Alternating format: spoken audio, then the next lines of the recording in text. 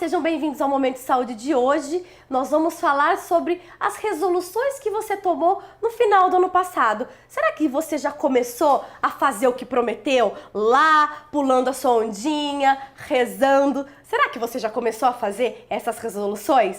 Para falar sobre isso aqui comigo está o Dr. Fábio Martins, que é psiquiatra e psicoterapeuta. Dr. Fábio, será que esse pessoal que fez essas promessas lá no finalzinho de 2015 já conseguiu começar a atingir suas metas? E se não conseguiu, doutor Fábio, tem tempo ainda? É fevereiro, tem tempo ainda? Tem tempo, e é importante a gente ressaltar para as pessoas, quando a gente fala de mudança de comportamento, de mudança de hábito, o que as pesquisas ao longo dos últimos 30 anos demonstraram é que a partir do momento em que a pessoa começa a pensar num problema e começa a decidir que ela quer fazer alguma coisa a respeito, essa mudança costuma acontecer em 90 dias. Né? Você precisa de 90 dias para mudar, criar um novo hábito, começar a exercitá-lo e consolidar esse hábito dentro de você. Então, se você que está assistindo a gente pensa que gostaria de fazer alguma coisa nova em 2016, mas acha que isso não vai acontecer nos próximos 3 meses, talvez a nossa conversa aqui hoje não seja exatamente para você. Porque o que a gente vai falar aqui são para aquelas pessoas que já sabem que tem um problema. Sabem o que quer. Sabem o que querem. Sabem o que quer mudar, sabem o que quer resolver em 2016. Podem até achar que não sabem como vão fazer, mas já sabem que querem e sabem que isso é um problema e que os prejuízos que esse comportamento está causando na vida são grandes e que não querem mais isso para a vida delas. Doutor, e essas pessoas, como que elas conseguem saber se elas já estão nesse estágio que, poxa, preciso tomar partido, preciso começar ontem? Elas têm como saber? Tem alguma dica, alguma estratégia que a gente pode ter dentro da gente que a gente pode saber a respeito disso? Tem sim, olha, tem 2 pesquisadores muito famosos, que são o Prochaska e o Di Clemente, que estudaram ao longo dos últimos 30 anos os estágios de mudança de comportamento. Quais são esses estágios? Tem aquelas pessoas que estão pré-contemplando o problema, estão em estágio de pré-contemplação. Elas nem consideram que aquilo seja um problema ou acham que as consequências não são tão ruins assim. Incomoda um pouco, mas nem tanto. Aquela pessoa que fuma, mas que não acha que não está muito preocupada com a consequência. Aquela pessoa que está muito acima do peso, mas não acha que isso pode causar um problema de saúde. Ou se isso causar, parece muito longe dela. Para essas pessoas que estão em pré-contemplação, o que esses pesquisadores sugerem é que vão buscar um psicólogo para aumentar a motivação. Né? Agora, porque elas precisam isso, motivação, então, porque a partir delas não tem isso ainda. Elas precisam não de tem motivação, essa motivação ainda. E precisam se sensibilizar quanto às consequências a longo prazo do comportamento delas e o quanto esse comportamento, muitas vezes, está distante dos valores de vida que elas têm e dos quais elas estão se esquecendo. Né? Agora, tem algumas pessoas que já estão contemplando o problema. Assim, eu sei que eu quero mudar, eu acho que é muito difícil, mas eu gostaria realmente de ajuda, eu gostaria de fazer alguma coisa para começar a mudar e eu gostaria de fazer isso nos próximos 90 dias. Para essas pessoas que estão nesse estágio de contemplação, a gente vai tentar dar algumas dicas. Depois desse estágio, existe o estágio de preparação, quando eu começo a pensar nos primeiros passos e nas medidas que eu preciso tomar para que essa mudança comece a acontecer. O passo seguinte seria o passo da ação, ou da transpiração, quando a gente já começa a fazer alguma coisa. Já está ali na atividade mesmo, já está vivendo a ação.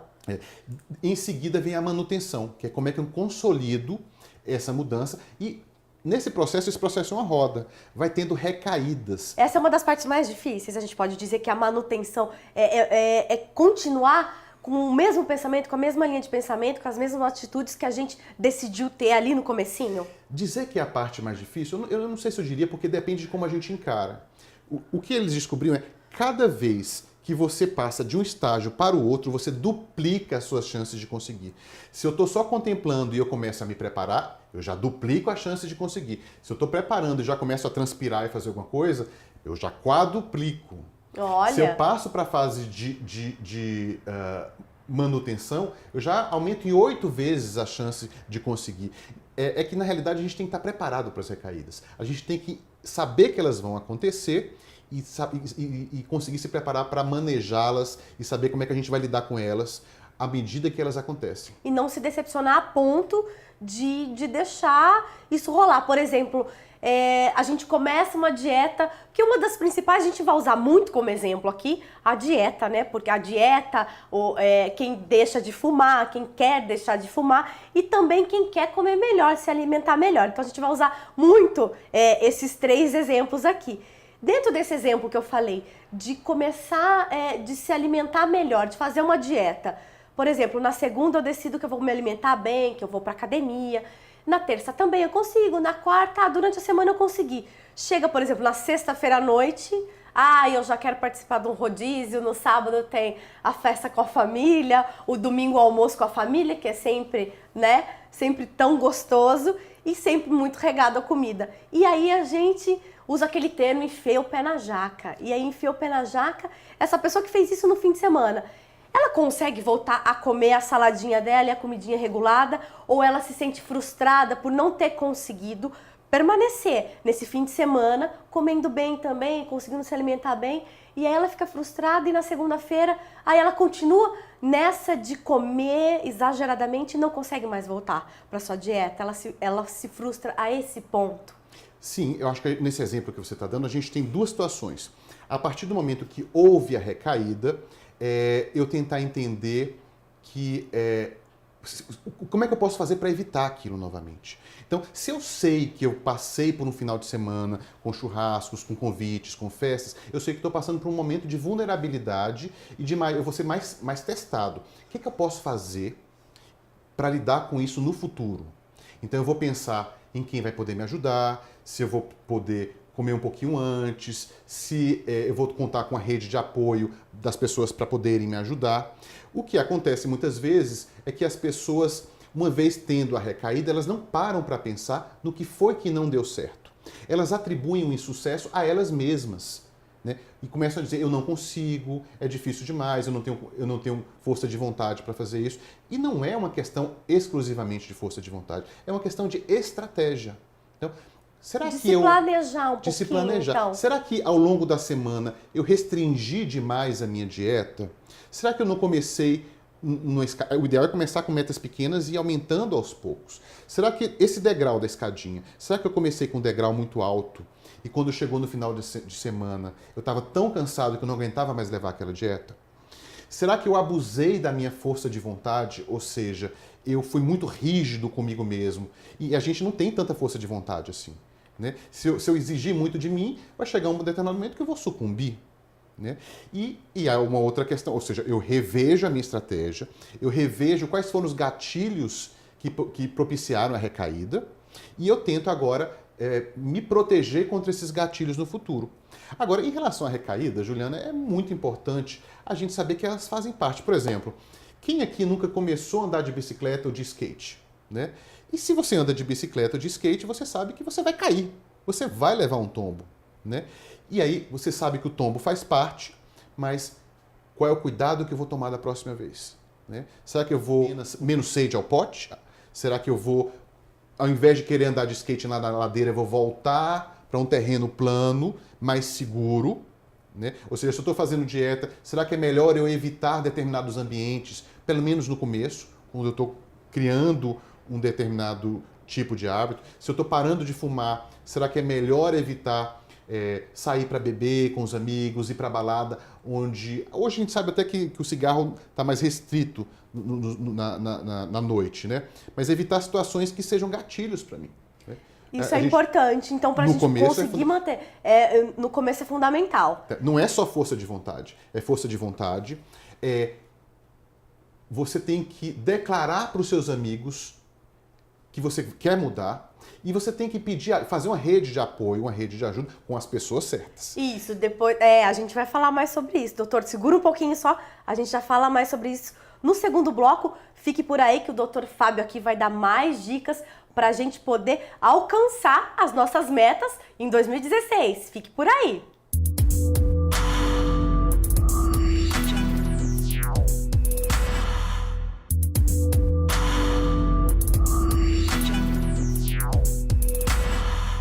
Estamos de volta com o Momento Saúde de hoje, falando mais sobre dicas para você conseguir, né, alcançar os seus objetivos em 2016. Quem está aqui comigo é o Dr. Fábio Martins, que é psiquiatra e psicoterapeuta. Dr. Fábio, a gente terminou o primeiro bloco, você falando que a gente precisa falar com as pessoas certas.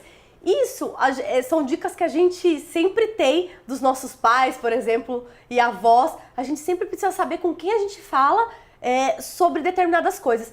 Então, para as resoluções também a gente tem que levar isso? Com certeza, Juliana. Primeiro, a gente já sabe que declarar publicamente a sua intenção de mudança aumenta a sua chance de conseguir. Agora, isso também significa que você precisa fazer uma rede de apoio, uma rede de pessoas que vão te apoiar a conseguir a sua meta. E isso também pode significar que talvez você precise evitar não só determinados ambientes ou determinadas pessoas durante um tempo. Né? Então, se eu sou um fumante, eu estou tentando deixar o hábito do tabagismo, eu vou precisar muitas vezes me afastar daqueles amigos que são fumantes inveterados, né? Até que esse hábito, o hábito saudável, né? Até que deixar o tabagismo seja algo consolidado dentro de mim. Então, uma rede de apoio pode significar aqueles amigos que vão te ajudar a levar a sua meta adiante e aqueles que também não vão te sabotar ou não vão te boicotar. Então, esse trabalho de reflexão aí é importante. Porque, muitas vezes, eles não têm essa intenção, mas o ambiente, ele realmente tem uma influência sobre a gente muito grande.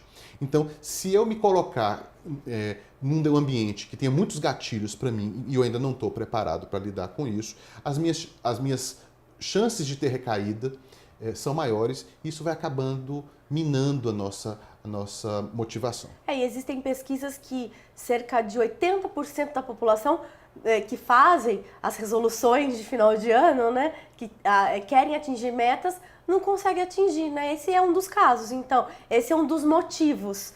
Seria isso, que 80% dessas pessoas não conseguem atingir. Só 20% consegue manter aí uma média.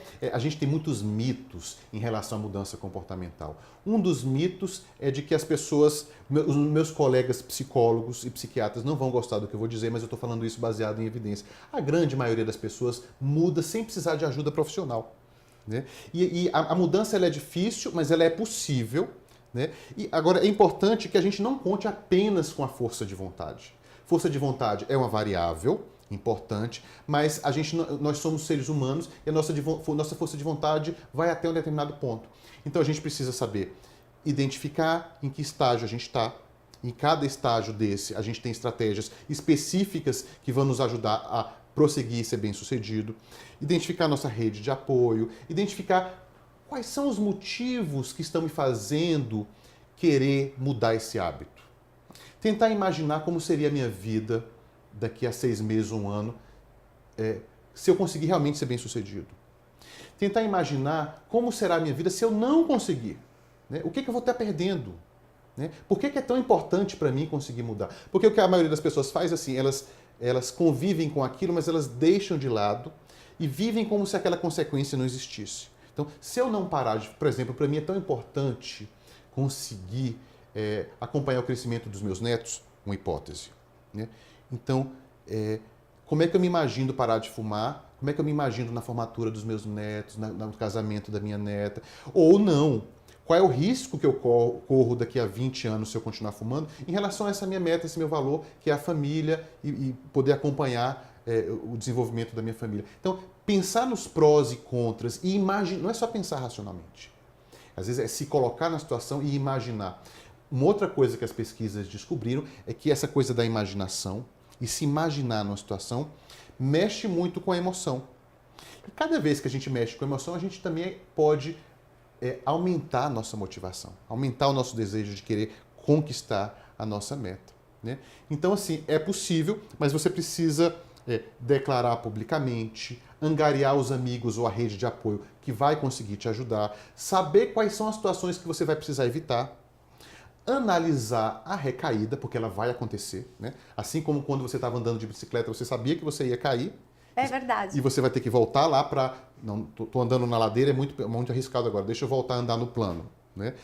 E também os seus obstáculos internos. Né? Às vezes a gente se enche de autoconfiança e a gente quer começar a testar.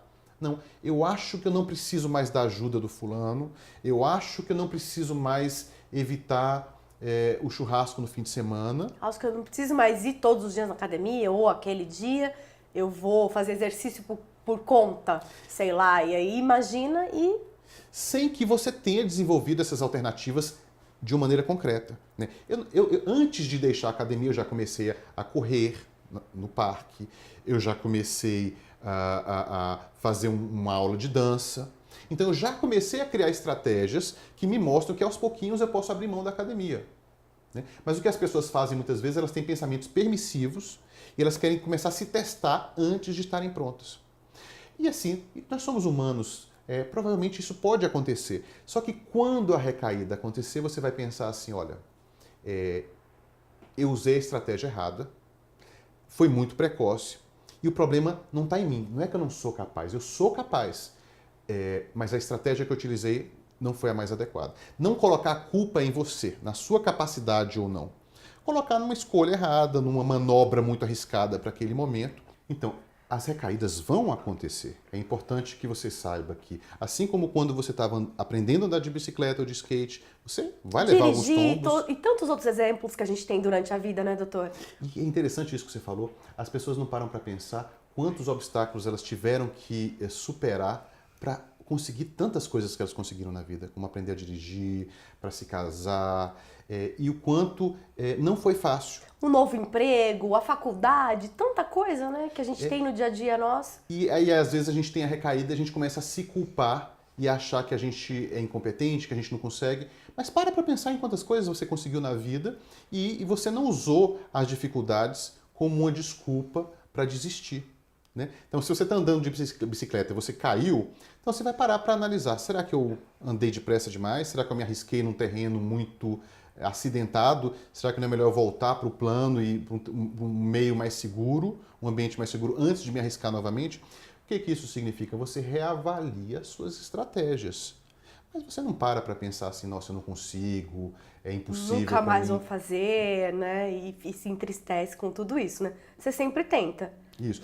Essa coisa de se entristecer ou de ficar ansioso achando que você é incompetente é um dos obstáculos. Você vai pensar assim, olha, aconteceu alguma coisa, teve algum erro de cálculo, alguma coisa que eu não tinha previsto, vamos tentar identificar o que aconteceu, mas eu tenho evidência, já consegui muita coisa na minha vida e essa é só mais um desafio, esse é só mais um obstáculo. Como o doutor já havia dito antes, importante estabelecer pequenas metas, né?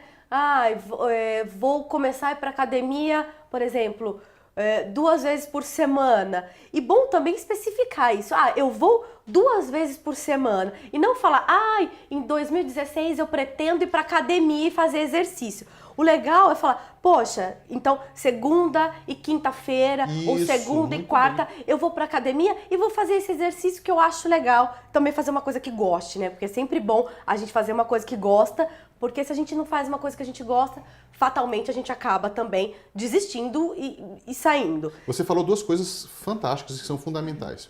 Começar com metas pequenas e com metas específicas.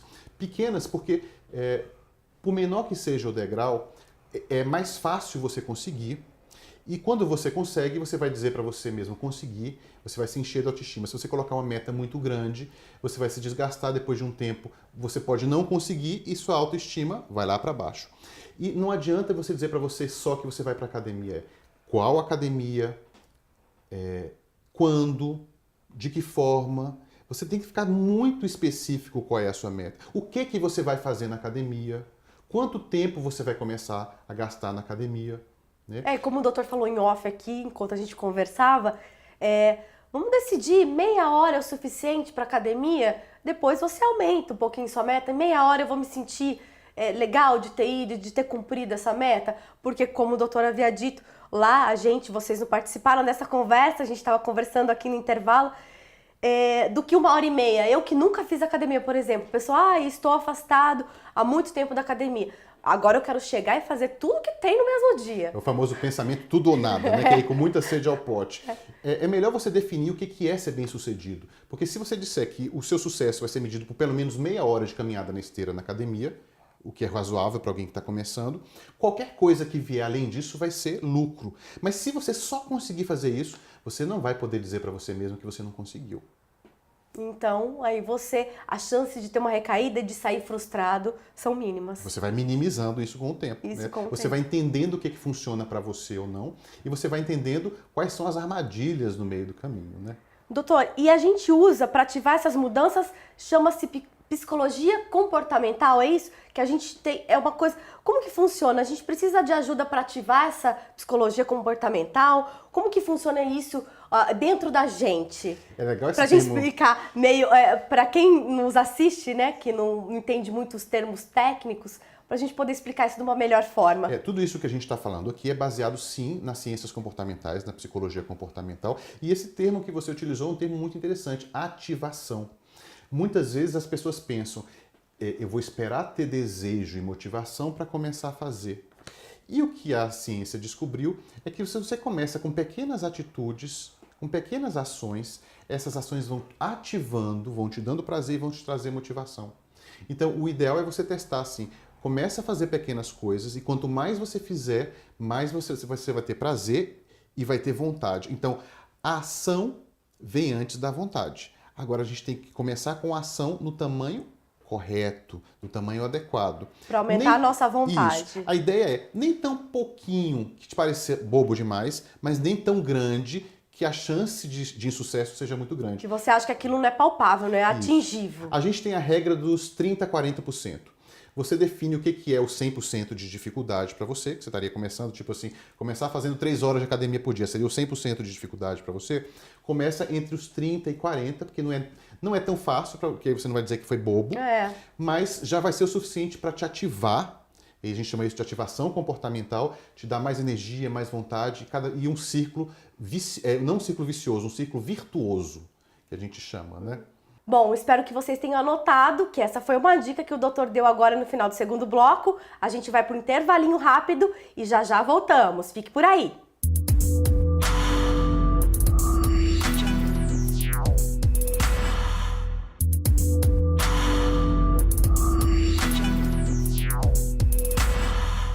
Estamos de volta para o último bloco do Momento Saúde de hoje. Aqui comigo o Dr. Fábio Martins, que é psiquiatra e psicoterapeuta, que deu várias dicas, né, doutor? No primeiro, segundo bloco, agora o terceiro também. A gente tem algumas perguntas aqui, algumas dúvidas ainda.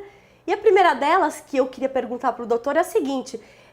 Geralmente as pessoas que não conseguem atingir a meta, essas pessoas já fizeram a mesma promessa, né, durante os anos anteriores? O ano que vem eu vou fazer isso e não consegui. O ano que vem é a mesma promessa e também não consegue. Isso frustra mais?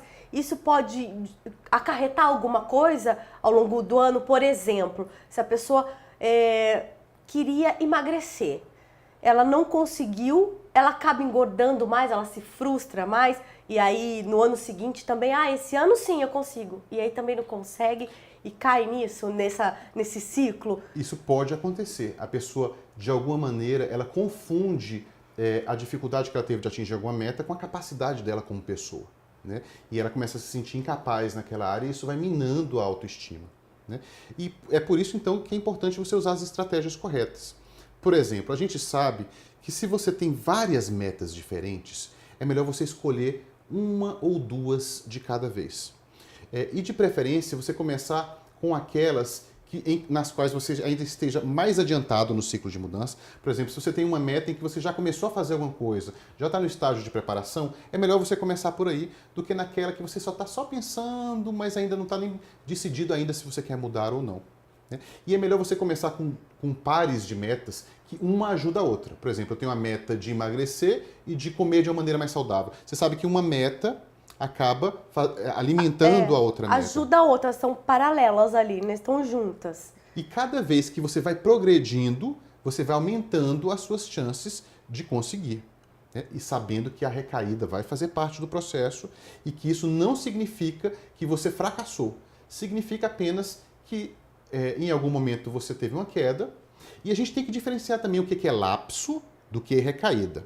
Então, por exemplo, se eu estou de dieta e de repente em um determinado dia eu comi um pouco a mais e no dia seguinte eu voltei para a minha dieta, eu chamo isso de lapso. Mas se eu estou de dieta e aí eu tive um pequeno lapso, comi um pouco a mais, e aí depois eu desisti da minha dieta durante uma semana inteira e voltei para o padrão alimentar anterior, aí eu vou chamar isso de recaída. né? E o que a gente tem que evitar, Tem uma principalmente diferença grande aí, hein? Vocês prestem atenção. evitar a recaída, mas também usar a recaída para descobrir o que aconteceu de errado, né? E se eu tiver um lapso, se eu comer um pouco a mais, fumar um cigarro quando não devia, ou voltar a beber, eu falo assim, não, amanhã eu vou... eu tive esse lapso hoje, mas hoje mesmo eu quero retomar as minhas metas, e isso não significa que eu fracassei, deixa eu entender o que não está dando certo aqui. Doutor, quando a pessoa se frustra por não conseguir atingir a meta, isso daí a gente pode dizer que é uma falta de planejamento, de estratégia dela, está diretamente ligada à falta de planejamento e estratégia? Exatamente. Falta de planejamento, de estratégia, tem um pensamento mágico de que as coisas acontecem no estalar de dedos e que as coisas são ou tudo ou nada, né? Não entender que isso tudo é um processo, né? Por falta de conhecimento mesmo e também muitas vezes por crenças distorcidas que as pessoas têm em relação à mudança, né? Achar que depende exclusivamente de força de vontade. Claro que a força de vontade é um componente fundamental, mas é muito difícil você ter força de vontade em um ambiente que não ajuda. É muito difícil você ter força de vontade para promover 5 mudanças ao mesmo tempo na sua vida. Então, a dificuldade de priorizar, de saber o que é mais importante ou o que é mais possível naquele momento, né? Porque às vezes é só uma questão de planejamento, de estratégia. Essas 5 metas são importantes na minha vida, mas por onde é que eu vou começar? E se eu começar pelo que for mais fácil e por aquilo que eu já estou caminhando, a minha chance de ser bem-sucedido é maior, a minha autoestima vai aumentar e eu vou ficar mais preparado, mais motivado para começar com aquilo que ainda já parecia um pouco mais distante, um pouco mais difícil. E doutor, para definir os objetivos e seguir uma nova direção, que dica que o doutor dá para quem nos assiste? Como que a gente pode fazer isso na prática? Definir esses objetivos para a gente poder alcançar uma dessas metas ou as metas que a gente se propôs a fazer lá no final do ano? Então, tem algumas dicas, né? A gente falou daqueles estágios de pré-contemplação, quando a pessoa não está nem pensando no problema, contemplação, quando ela pensa no problema, mas não se acha capaz, não sabe o que fazer, preparação, quando ela já tomou alguns pequenos passos, já foi pelo menos ver uma academia, a transpiração ou ação, quando a pessoa já está fazendo alguma coisa. Então, escolha as metas nas quais você já esteja mais adiantado, né? E uma outra coisa, escolha poucas metas por vez, escolha as metas que têm a ver uma com a outra, né? E siga adiante. E se tiver a recaída, não desista. Então essas são, eu acho que as principais dicas que a gente dá para as pessoas se motivarem e seguirem adiante. E a recaída a gente não pode, como a gente já havia conversado, e acho legal reforçar, a recaída não quer dizer que você fracassou, né? Como o doutor falou. A recaída é normal. Você pode ter um lapso, como aconteceu. Eu não fumei a semana inteira, mas no sábado queria fumar um cigarro. Isso é diferente, né, doutor? É muito diferente. A gente precisa se atentar a isso para não desistir de alcançar os nossos objetivos, se é o que a gente quer. E conhecer os gatilhos, conhecer as situações de risco, as situações que colocam você em risco de ter aquela recaída novamente, né? Conhecer quais são os obstáculos que você tem dentro de você mesmo, o que você costuma dar de desculpa para você mesmo, né? Então a gente precisa começar a pensar e planejar isso quando a gente está bem motivado. Não é esperar o problema acontecer para pensar, porque às vezes quando o problema acontece a gente fica tão lá para baixo que a gente só quer botar para debaixo do tapete e esquecer e dizer que a gente não consegue. Então planejar tudo isso no dia em que você vai começar a sua dieta ou a sua atividade física, decidir o dia, marcar esse dia e tornar esse dia um dia especial, né? Então, você pode escolher uma data especial, a data do seu aniversário de casamento, para parar de fumar. Isso é uma muito data interessante, próxima, né? Você pode, por exemplo, escolher o aniversário do seu filho, algo que esteja próximo, dentro desses próximos 90 dias, tornar essa data especial, declarar isso para sua família, escolher quem vai ser a sua rede de apoio, quem são as pessoas na minha família, meus amigos, que vão me ajudar e quem são as pessoas que às vezes vão ter dificuldade e vão me boicotar. Quais são as situações que eu devo evitar e começar a conversar e colocar no papel, né? Como é que eu vou lidar com as situações difíceis, né? E muitas vezes, num primeiro momento, a gente sabe que é muito útil a gente evitar situações gatilho, né? Evitar situações que vão colocar a gente numa enrascada. né? A gente aprendeu muito com o tratamento da dependência química e a gente sabe que isso serve para tudo. Serve para tudo, né? É verdade. Então, no começo, o ambiente vai fazer muita diferença. Não conte só com a força de vontade, mude de ambiente. Procure pessoas que já tenham os hábitos que você está querendo cultivar. Deixe-se influenciar por essas pessoas. Né? Isso eu acho que é uma dica muito importante. Então, por exemplo, se você tem aqueles amigos que gostam de fazer atividade física e você tem aquele grupo de amigos que só quer ficar bebendo, saindo para beber, ou ficar deitado o dia todo, comendo churrasco, quem é que você vai priorizar nesse momento? Né? Quem são aquelas pessoas que realmente vão fazer parte de uma rede de apoio para você e de uma rede de incentivo? Então, a gente precisa... A gente não tá falando para você perder as amizades antigas e nada disso, né, doutor? É só saber qual é o peso que você vai dar para as coisas nesse momento. Exatamente. Então, por exemplo, se eu tenho um amigo que fuma muito e eu tô querendo parar de fumar, eu posso tentar contar com a compreensão dele. Olha, eu estou tentando parar de fumar, então nesse momento eu acho que vai ser difícil a gente ter aquela conversa agradável com essa tentação do cigarro para mim. Então a gente vai dar um tempinho. Prezo muito sua amizade, gosto muito de você e conto com a sua compreensão. Agora, a gente também tem que saber que a gente não vai... Tem gente que não vai compreender. Com certeza. Tem gente que vai querer sabotar a nossa meta. Então, é muito importante escolher a nossa rede de apoio e saber se preservar também. Né?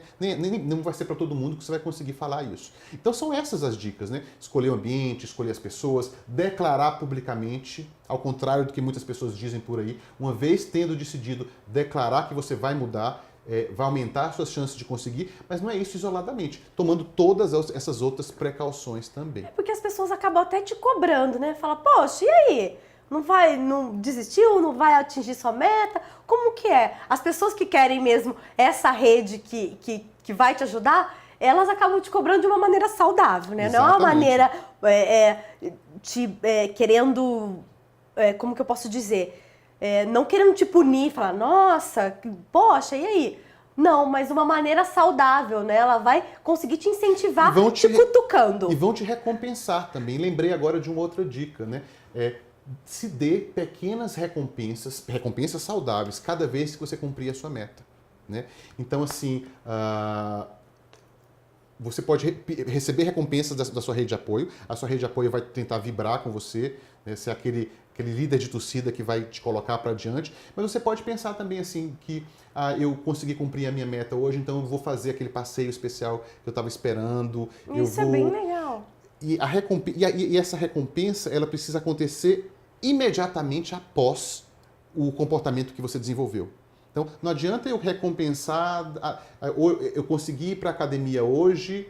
Eu tenho uma coisa que eu gosto de fazer, por exemplo, né? Eu gosto de dar uma volta lá na Lagoa do Taquaral e a minha recompensa sempre é uma água de coco bem gelada. Assim que terminar É uma boa recompensa. Porque é saudável, então. hidrata, e é justamente isso. São coisas pequenas que dão prazer imediatamente após o comportamento que você conseguiu realizar. Então essa é uma outra dica que a gente deixa aí para o pessoal.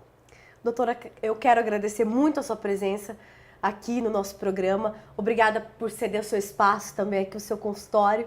Muito obrigada pelas dicas, agradeço toda a sua presença. Mais uma vez, né, no nosso programa, o Dr. Fábio já participou de um programa nosso aqui no ano passado, né, doutor? Mais uma vez eu agradeço imensamente a oportunidade de estar aqui num programa como o seu, contribuindo para o bem-estar e para a promoção de saúde das pessoas. E eu espero que você que esteja em casa nos assistindo se sinta motivado a levar os seus objetivos de vida adiante, sabendo que tem muita coisa que pode te ajudar e que as pequenas quedas fazem parte do processo de aprendizado e você não deve vê-las como um fracasso ou como um sinal da sua incapacidade.